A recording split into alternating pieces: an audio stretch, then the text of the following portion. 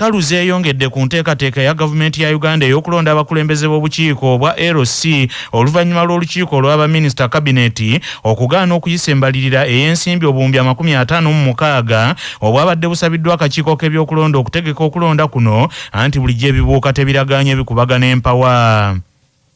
Akakiiko akavunaanyizibwa ku byokulonda kasaba gavumenti yakuna ensimbi obuwumbi 56 nti okusobola okutegeka okulonda okw'obukiiko bw'ebyalo bwa LC okumaze ebbanga nga tekubeerayo.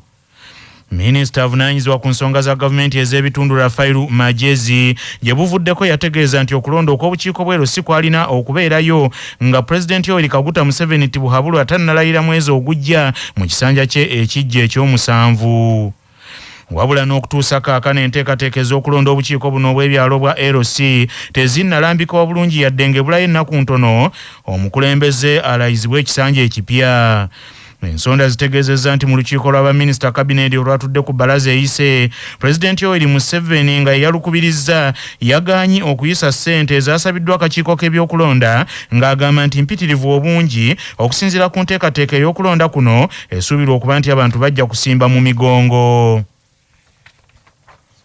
Ensonda zigamba nti embalirira eno yabadde eyanjuddwa minisita avunaanyizibwa ku gavumenti ez'ebitundu Rafairu Majezi eri kabineti.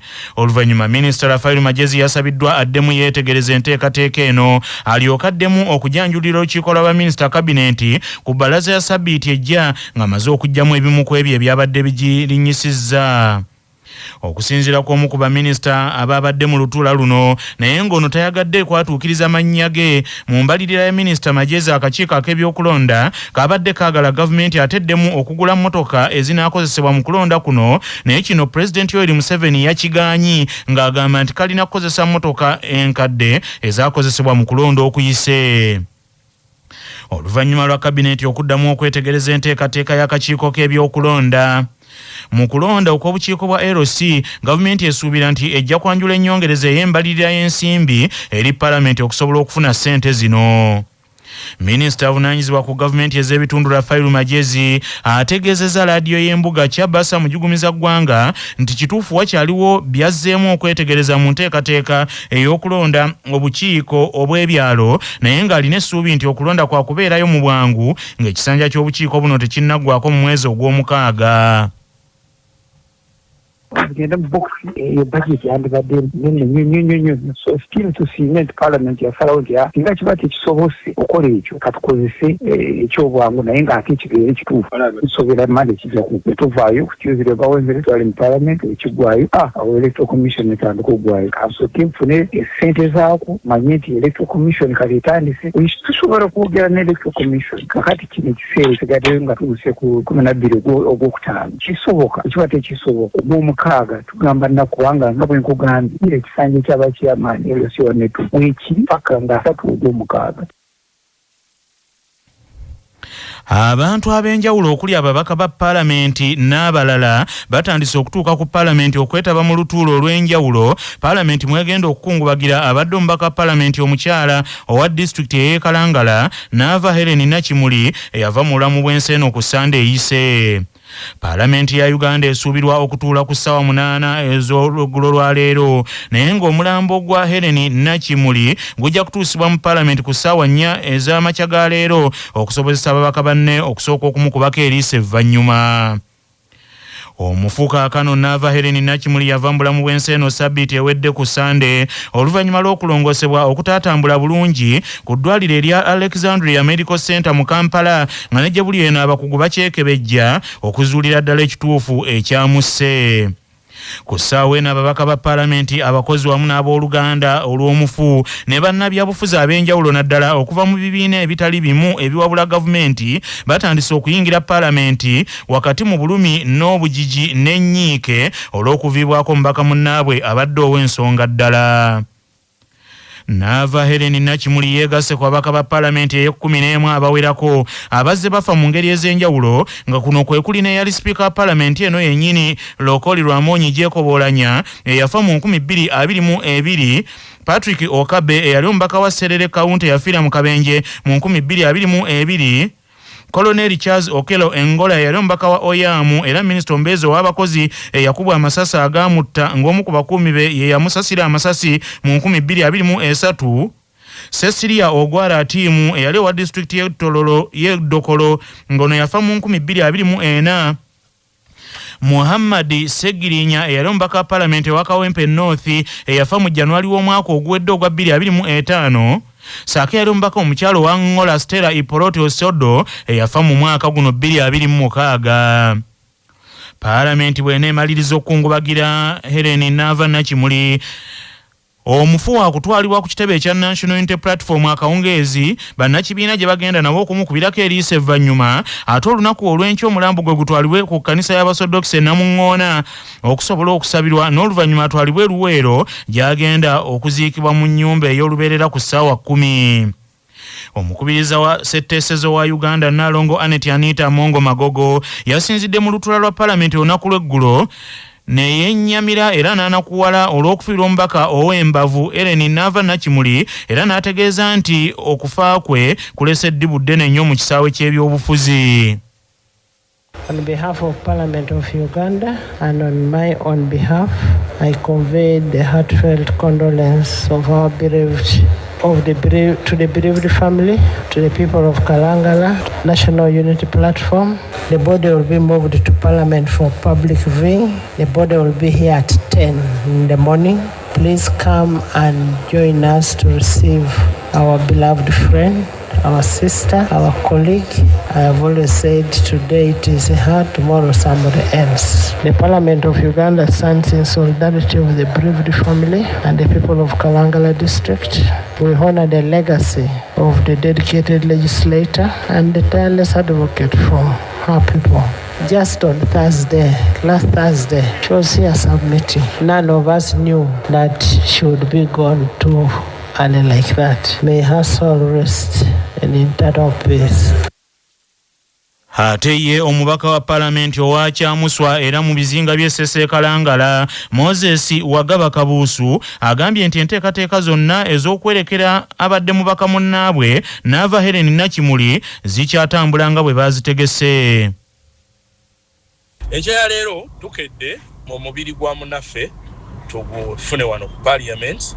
Essaawa zijja kuba 4 n'ekitundu bwe gunaatuuka guteekebwe mu kifo we bagukubirako eriisa evvannyuma abantu ba bulijjo basobola okujja mu Parliament ne balaba ne basayininga mu ekitabo ekimu ekya famire, ekitabo ekimu ekisigala mu Parliament. Tusaba abantu ababaze mu Parliament olw'ekyo bajje n'ebiboogerako endagamuntu n'okujja nga bambadde mu ngeri ey'obuvunaanyizibwa. Waliwo engoye ezimu abasirikale be bakaluubiriza okuzambala nga bayingira Parliament.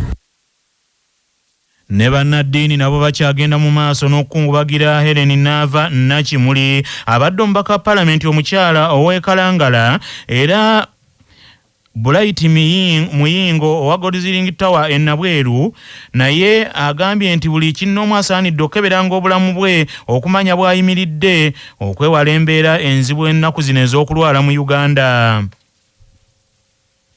Nja kusasira abantu b'e Kalangala, nja kusasira Obuganda, nja kusasira Uganda yonna era nja kusasira Parliament ya Uganda olw'okuviibwako omubaka. Nensaba saawa zino nga Nabi Bright Muyingo okusaba abaweereza abantu abalina obuvunaanyizibwa obufaanagana bwe butyo bwe njogeddeko waggulu. Nsaba omuntu yenna omukulembeze okutunulanga obulamu bwo nga kintu kikulu nnyo kubanga bwa mugaso eri abantu nti tubeerenga nga tufuna zi medical check-up. Wabaluseewo okutya mu babaka ba Paalamenti ab'enjawulo oluvannyuma lw'ebbago ery'etteeka erigambibwa nti ligendereddwamu kunyweza bwetengereze bw'ensi eno erya Sovereignty Bill okulabikira ku lukalala lw'ebiteeso Paalamenti byegenda okubaganyako ebirowoozo n'okuyisa ng'ate akakiiko akalina okwetegereza ebbago lino tekannatuula yadde okutandika okulyetegereza. Ebbago lino erya Sovereignty Bill gavumenti yalyanjulira Parliament sabiiti ewedde ne lisindikibwa eri obukiiko bwa Parliament bubiri okuli akavunaanyizibwa ku nsonga ez'omunda mu Uganda n'akalondoola eby'amateeka bulyetegereze. Wabula ate olunaku lw'eggulo ebbago lino lyalabikidde ku lukangaga lw'ebyo ebinaakubaganyizibwako ebirowoozo mu Parliament nga bino bye birina okubaganyizibwako ebirowoozo n'okuyisibwa nga kyalabikidde ku lukangago olwo. Omubaka omu kwaba bali mu kutya eweerwa emiyaga Theodore Sekikubo ono agambye nti akakiiko tekatuulangako kwetegereza bbago lino ne yeebuuza ate engeri gye lyatuuseemu ku lukangaga lw'ebyo ebigenda okubaganyizibwako ebirowoozo mu palamenti ey'awamu ng'ate akakiiko tekalyetegerezanga. Ekitegeezo kigenderera ekirala kubanga biiru etubagirese nebeera processed mu ngeri biiru zonna bwe zitambula ngeri bwe twagamba wali biiru eno erimu ebirumira bingi efuse y'amankwetu ate nga nkulu ekwata ku bulamu bw'abannayuganda bonna naye ate ekyewuunyisa nti procedure erambikiddwa mu palamenti ekyokulabirako kalaka wa palamenti yayisa ebirango mu mawulire ng'asaba abantu bonna ebitongole byonna naye abantu sekinoomu abalina ebirowoozo bye bagala okuwaayo ku biiru eno ya sovereignty bill bajje mu Omubaka Theodore Sekikubo agambye nti engeri ebbago lino gye likwatiddwamu yeewuunyisa ebitagambika kubanga ne minisita ow'ensonga ez'omunda Meeja Generaali Severino Kahindo Tafiire tanasisinkana kakiiko kano.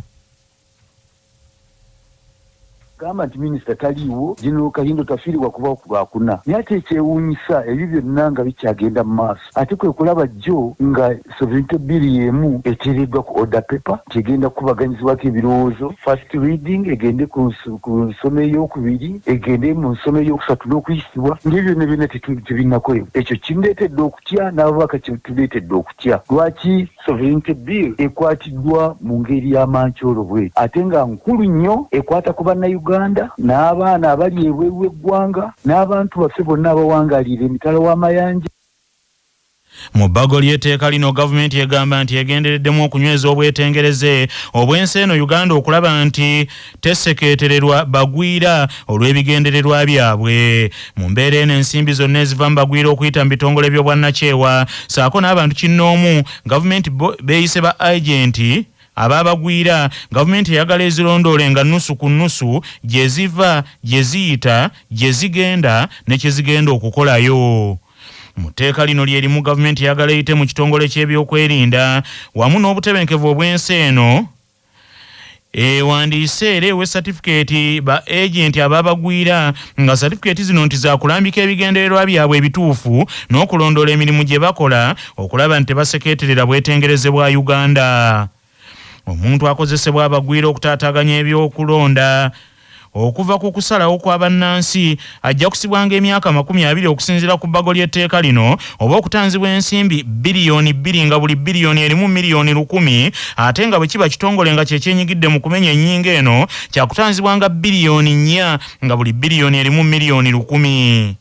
Okwenyigira mu nteekateeka ezikotogera ebyenfuna by'ensi eno gavumenti kyeyise economic sabotage gavumenti nagwo egufudde musango era omuntu aneenyigiranga mu ekyo nga bwe kinaabanga kitaputiddwa ajja kusibwayo emyaka 20 oba atanzibwa ensimbi biliyoni 2 nga buli biliyoni erimu miliyoni 100 ate bwe kiba kitongole kyo kitanzibwe ensimbi biliyoni 4 nga buli biliyoni erimu miliyoni 100.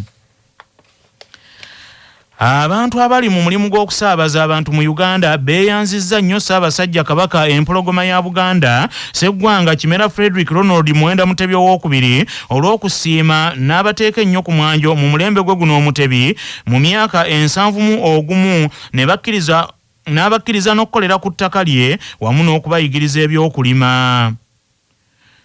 Mu mwezi guno ogwokuna Obuganda bukyagenda mu maaso n'okujaguza wamu n'okuyozaayoza Ssaabasajja Kabaka olw'ekirabo Katonda kyamuwadde okweza emyaka 71. Rashid Sekindi nnyini entebe w'ekibiina ekitaba abagoba ba takisi mu Uganda ekya Utofu agamba nti abantu abali mulimu guno bakulaakulanye nnyo olw'ebyo Ssaabasajja Kabaka Ronald Muwenda Mutebi II byazza abalagira okwettanira omuli ebyobulimi baleme okwesiba ku mulimu ogumu. Fenga abatakisi ekisookera ddala ate naddala nze kamwe koogera ensi entegedde nnyo ensi emmanyi olw'ensonga nti nafuna omukisa okubeera nga nsobola okuyisiza eddoboozi lyange ku leediyo ey'obujjajja. Ssaabasajja Kabaka atubeereddewo nnyo ng'abavubuka okutubuulirira okukulaakulanya Obuganda.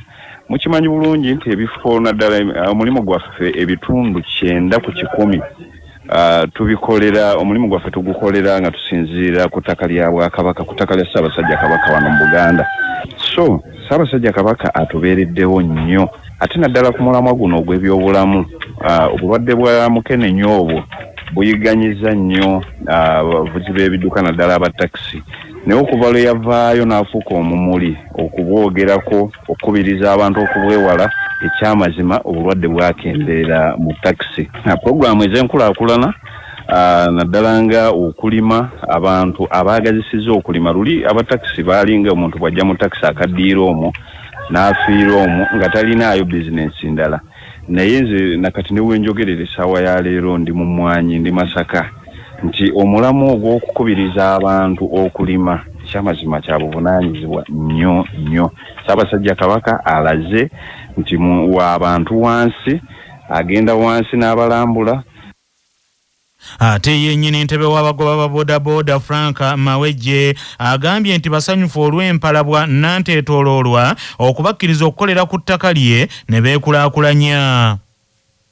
Ebintu bingi nnyo bye tulabye mu mulembe guno omutebi. Ekisookerwako Ssaabasajja Kabaka alwanye bwezizingirire okulaba nga abaana ba Buganda abafuna obulamu obulungi, anatterawo ensiisira z'ebyobulamu, okutukubiriza okwekuuma akawuka ka mukenenya, okwekebeza, okutegeera oba okalina ogenda ate ofune obujjanjabi. Ssaabasajja Kabaka atukubiriza nnyo okuddayo okulima naddala ekirime eky'emmwanyi, era abavubuka bangi abali mulimu gwa bodaboda avuga bodaboda ng'ate eri bw'asimba emmwanyi ye, era ogenda okuwuliranga nti waayi mwezi guno ngenda mu kyalo ngenda kuwumulamu bodaboda nsooke ngende nkungule emmwanyi zange. Uganda jjo ly'abalamu, era Ssaabasajja yatutondeddewo enkola eya insuwa okusobola okuba nga twetegekera obujjanjabi bwaffe bw'oba ofunye obuzibu mu byobulamu, nga insuwa esobola okuyambako. So bintu bingi nnyo. Ate era n'ekirala tupaakinga ku ttaka lya Ssaabasajja. Siteegi zaffe ezisinga wano eno mu Kampala n'emiriraano ziri ku ttaka lya Ssaabasajja, era tumwebaza okutusenza. So nabwe kityo ffe ng'abavubuka abali mulimu gwa bodaboda omulembe omutebe tugwenyumirizaamu nnyo, era tusaba Katonda akuume ekisiikirize kye. Abatuuze mu tawuni kansa ey'Ekyotera bakeeredde mu ntiisa bwe basanze mutuuze munnaabwe ng'afiiridde mu nju. Omusasi waffe Ssemayiri Sozi Ssekimpirwazi Kaabikuwe. Omugenzi ategerekese nga Nanteza Esther wa myaka 48 ng'ono abadde awangalya ku kyalo ekya Motukula Kinankole zone mu tawuni kansa eno ey'Ekyotera, nga kigambibwa nti abapangisa be baakoma okumulaba ku lunaku olwa Mande ng'avaawo okukola, kyokka nga kuva no bayite banadda kumulabako nga kyavudde batemya ku ssentebe w'ekitundu ekyo Lukwata Elias Mahadi ng'ono yagenze ku poliisi ey'Ekyotera n'akola alipoota. Olwo n'abasirikale ne basitukiramu mangu nnyo ne bagaana ebyuma ebisala enzigi, era bagenze okuwangulamu oluggi bamusanze agudda wansi nga mukalu. Poliisi erese kabangali yaayo n'ejjawo omulambo gwa Nanteza Esther n'egutwala mu ggwanika ddwaliro e Kaliisizo, era okunyereza ne bagamba nti kutandikiddewo. Ssentebe w'ekyalo kino ekya Kinankole Mutukula Lukwata Elias Mahadi agambye nti si kirungi omuntu omukulu ng'ono okusula mu nnyumba yekka ekiro, era nga kirowoozebwa nti wayinza okukolwa ekirwadde ekyamugwikirizzeeyo mu matumbi budde nga talina buyambi, nti kubanga baasise kukuba ku ssimu ye nga twali n'omwagikwata ate ng'abakiri obwedda evuga, era ekireesewo ebibuuzo ebingi ku ngeri omugenzi ono gye yafudde.